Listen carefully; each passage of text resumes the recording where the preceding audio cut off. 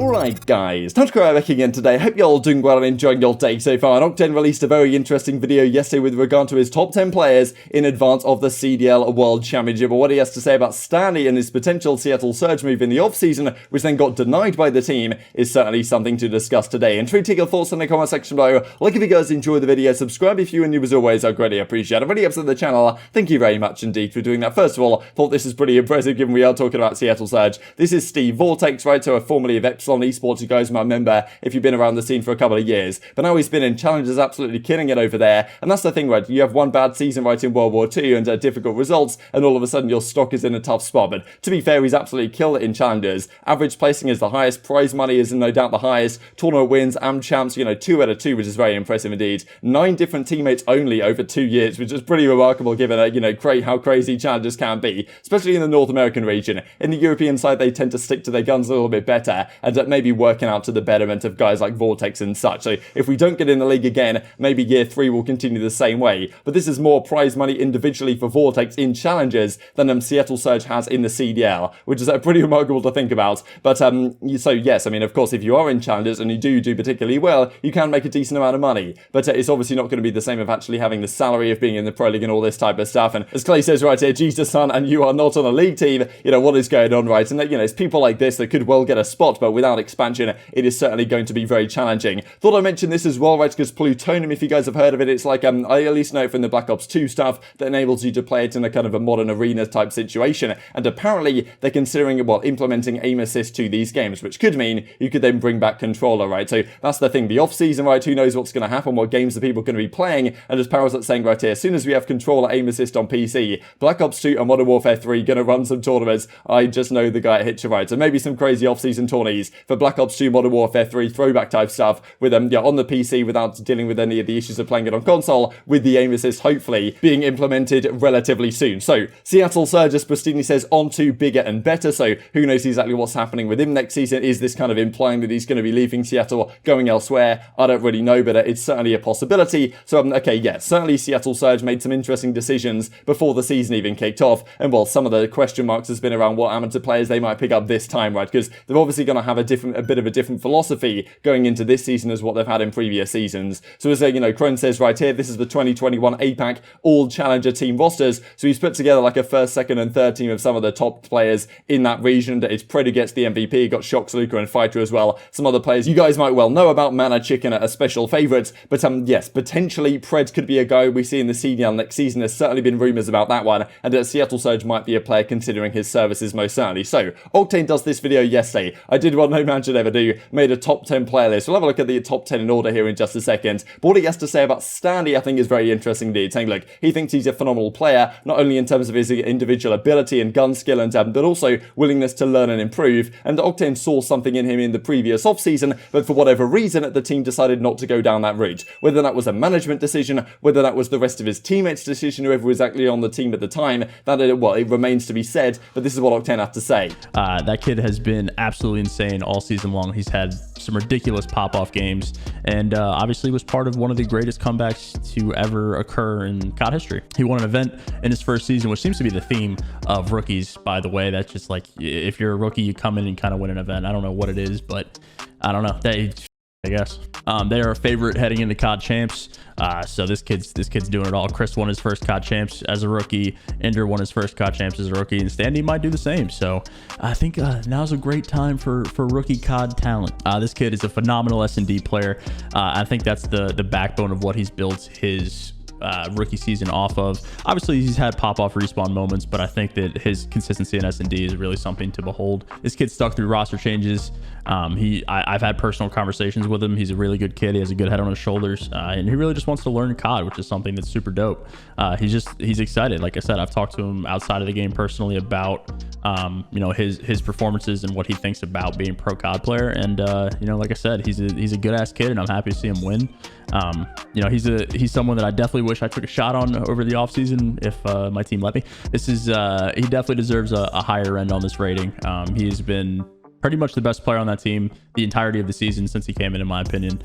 He's just been insane, and all with a sub. So this, of course, is what Seattle Surge did last offseason. Enable's gone, aBeZy's out, Proto, Sax, Powder, Teddy Rex, they're all gone. Octane stays, and they decide to build around him for the next season. Of course, looking back, is that the greatest idea in the world? This is the team they put together, of course, and in theory, I think it can be great. We saw on LAN at the end of the season, it worked out particularly well. Octane and Gunless especially were doing some great things, and Prestinni and well, now it is, of course, Classic into the team was showing up when it was required. Nicky D especially had a couple of phenomenal series, and Prestinni always seems to play incredibly well against his brother in a LAN environment. But this, of course, was the team that they put together in the end. And looking back on it, is it really a surprise that this team didn't exactly get the results it wanted? Because everyone said when this team initially formed, the SMG powerhouse duo is not quite there compared to some of the best, the best players in the league. And of course, that has kind of come back to bite them so far this season, right? We see Atlanta FaZe here, 34-7, topping up the league. They have the scariest SMG duo in the game. Toronto Ultra may well be right behind them, right in second place. And down here at the bottom, who were 12th until their great series results, a great couple of series results, of course, at the stage 5 major. Seattle were 12th, now they're in 9th, right? Just about pivoting the rest of these guys in. Probably a deserved 9th place, but still, way behind the rest of the league. Is it really a surprise looking back on it, right? So, a guy like Standy coming into this team before the season even began, that could have been a great option, because we've seen what Rokkr did as soon as they picked him up. Their team was in a tough spot. They had MajorManiak and Accuracy. They bring in Standy, and well, it seems to make them so much better. Initially, they have the great result of when they beat OpTic, of course, in that crazy Game 5 round 11 on Moscow, and that's when he really come into the scene. They had a couple of great results actually that stage. I'm pretty sure as soon as he joined the team, they 3-0'd OpTic, and they had some great results elsewhere. Then, of course, things fall off. They take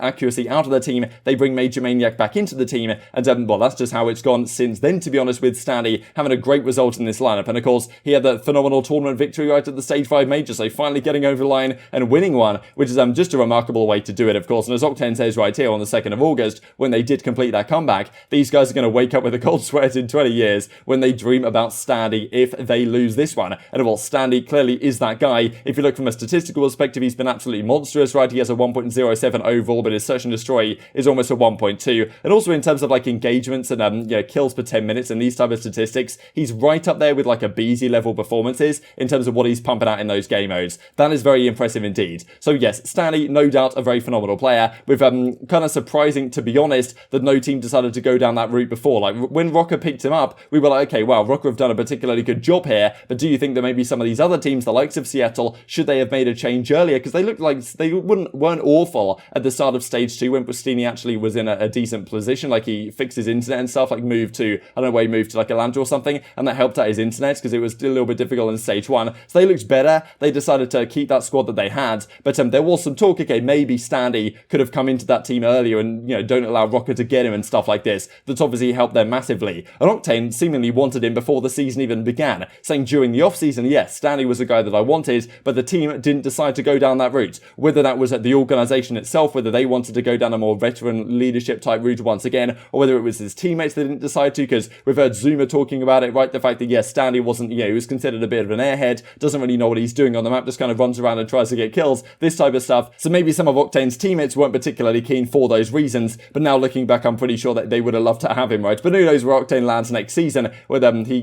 could find a chance to team with Standy at some point, but certainly something he seems to be very keen to do. This is Octane's top 10 pros before the World Championship, so Scump was at 10, then Dashy at 9, Shotzzy at 8, Standy at 7, then CleanX, Insight, Cellium, Cammy, Simp and aBeZy. So I think it's a pretty good list on the whole. I think the Scump and Dashy probably on their performances, this is probably about right. Shotzzy certainly deserves a spot in there. Standy at 7, I think is relatively decent, because I think he should still be slightly behind Insight for now. I think CleanX at 6 is pretty impressive, right? Shows, to be honest, how as a top AR in the league, and Octane certainly fears a guy like CleanX, right, running around the map and the danger that he can bring on the map, even though sometimes maybe he is a little bit more aggressive than he could be. Cellium at 4, Cammy at 3, Octane was even saying that he was tempted to put Cammy all the way to number 1, because he just thinks this guy does it all on the map. But Simp and aBeZy, it's kind of hard to look past them, and putting aBeZy at number 1 this season is, well, pretty impressive indeed for him. And of course, Simp won the MVP. Well, Simp was the FaZe candidate to win the MVP last season, even though he lost it to Shotzzy in the end. And maybe Simp will get it this season, maybe aBeZy will get it. Octane thinks that right now, going into champs, aBeZy is the scariest player in the entire world. Wanted to run through some Lion Man cards then to finish off the video here, because we've got the Royal Ravens one. This is we're talking about rookies, right, and players that could potentially be on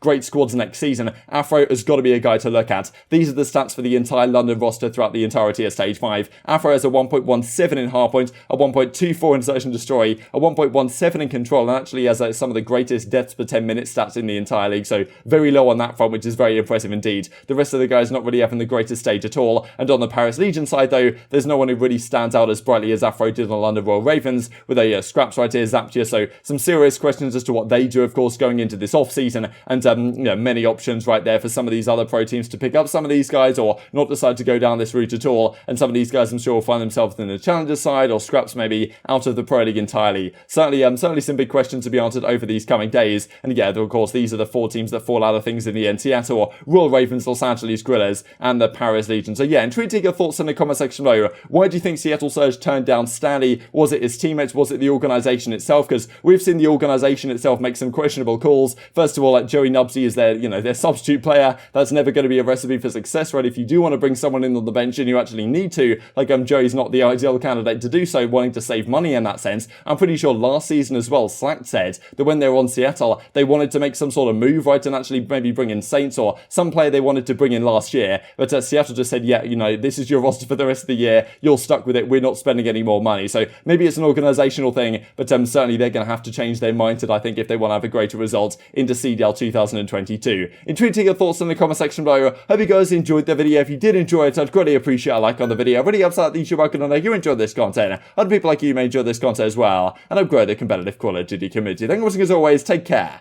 and I will see you next time.